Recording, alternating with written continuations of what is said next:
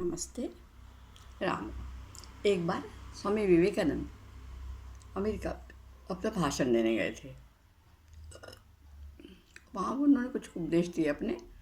तब एक युवक ने प्रश्न किया, स्वामी जी, यदि ईश्वर दयालु है, आप भी बोल रहे हो ईश्वर दयालु है, वो सबकी सुनता है, तो जीवन में इतनी कठिनाइयाँ क्यों आती हैं? फिर सभी लोग सुख से क्यों नहीं रह पाते?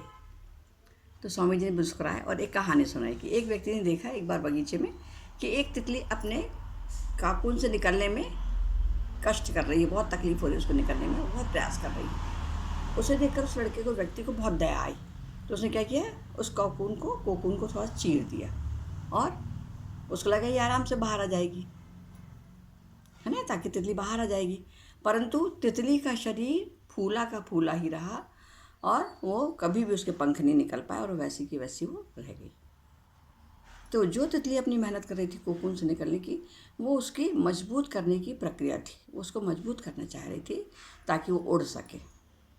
और उस व्यक्ति ने उसको बीच में ही उसका कोकून तोड़कर उसको कष्ट पहुंचाया और उसका पूरा परिश्रम नहीं होने दिया, इसलिए तितली कभी नहीं उड़ पाई। तो स्वामी जी प्रभु इसी प्रकार हम लोग कठिनाइयाँ यदि हमको देते हैं भगवान, तो उन कठिनाइयों से हम लोग परिपक्व होते हैं, समर्थ होते हैं, तो हमें ताकत आती है और अपने आप को मजबूत करने में हम सफल होते हैं, अपने आप को जागृत करने में सफल होते हैं। बिना संघर्ष के हमें ये सब नहीं मिल सकता और ना ही मनुष्य अपने सर्वोच्च स्थान पर पहुंच सकता है। इसलिए संघर्ष करने से ही आत्मोन्नति प्राप्त होती है। आत्मोन्नति हमारी संघर्ष की सीढ़ी होती है। नमस्ते, राम राम, धन्यवाद।